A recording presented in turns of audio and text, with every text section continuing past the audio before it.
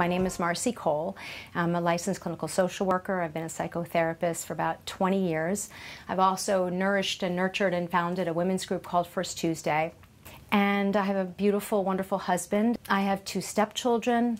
I am a godmother of 3. I am an Aunt Marcy to many. And I have a really beautiful and blessed life. But with all that, there's been a feeling of unsettledness for quite some time. And it really, the core of that is not having a child. My name is Dr. Jana Cole. I'm a psychologist, an author, a speaker. I've worked for the last 12 years in animal welfare legislation.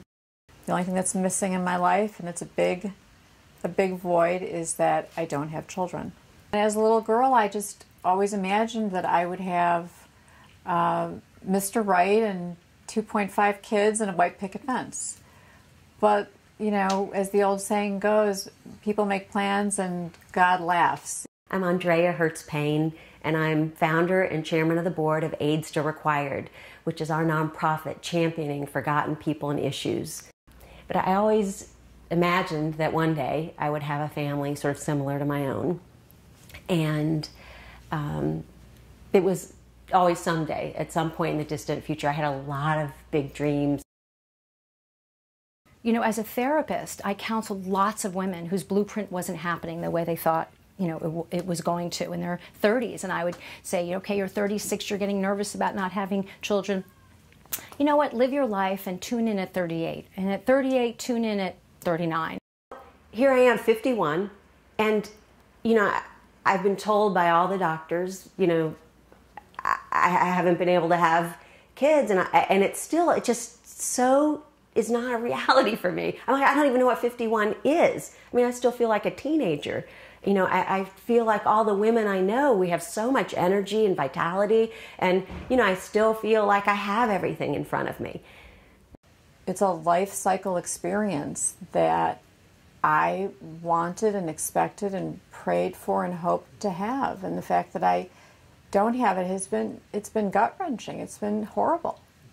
I feel really fulfilled by our work, but just a deep emptiness and longing of that barrenness I spoke about.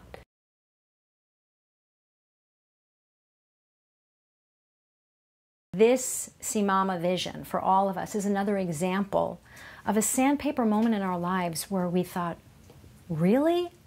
I'm not going to have a child? My amazing friend who's got maternal, visceral, beautiful energy coming out from every pore, she's not going to have a biological child?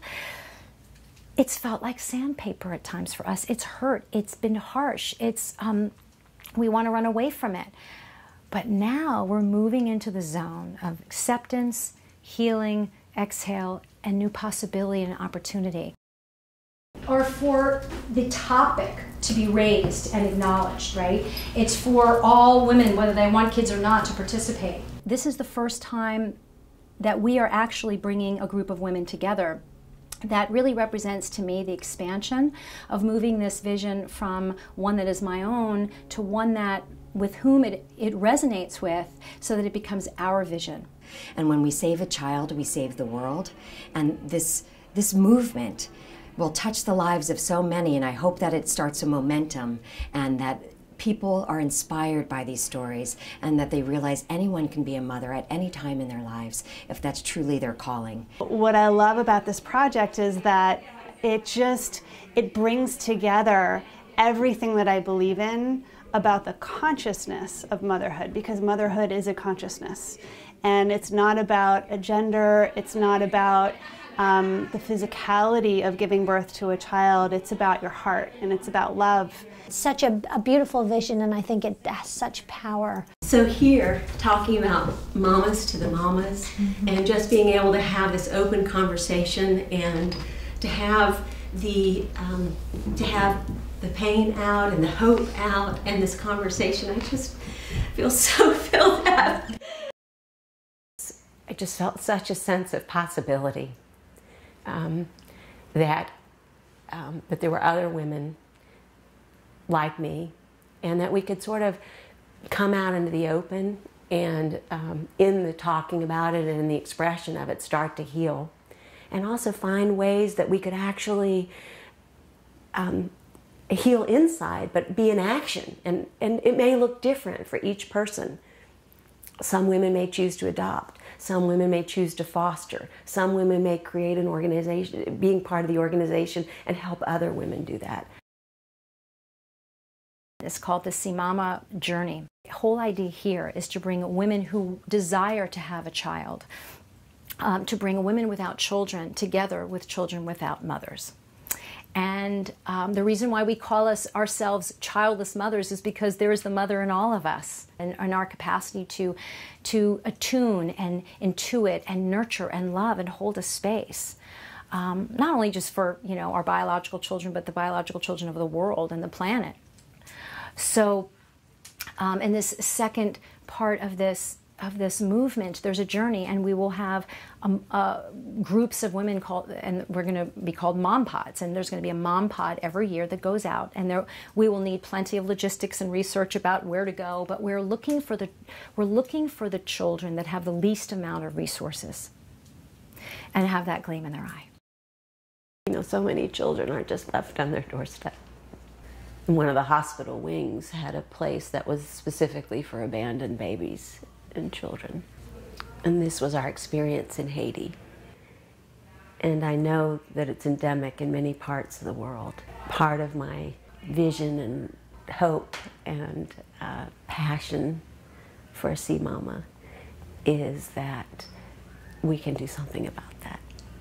The journey is not set up to apply pressure on women that they have to go on this journey and I must come back with a child. Talking about having a voice within you that says, if I feel an organic connection, cosmic match with a child on this planet, and I go to this orphanage, I'm opening my heart and my life up with the support of this organization and this community to do it. That there are children waiting for you. And if we can in any way help that, and I had dinner with Jana, and if you don't mind me sharing, I said, Jana, I can see you bringing home babies. She said, what do you mean one? I want to bring home children, lots of children. It's going to require anyone watching this to come forward and say, I want to be a part of this. This is a beautiful thing. This is a thing that's going to make the world a better place on a large scale and also on a small scale for one individual child and another and another and another and another as more and more women participate in this community project. This is a big thing. Now it's about collective vision. It's not just mine, it's all of ours who feel called. And it's all about using, you know, that Gandhi notion of my life is my message. It's using our life for its highest good and looking at what didn't happen perhaps as a blessing for a bigger calling. And that's what makes my heart sing about the possibilities that lie in store for myself and for all of us.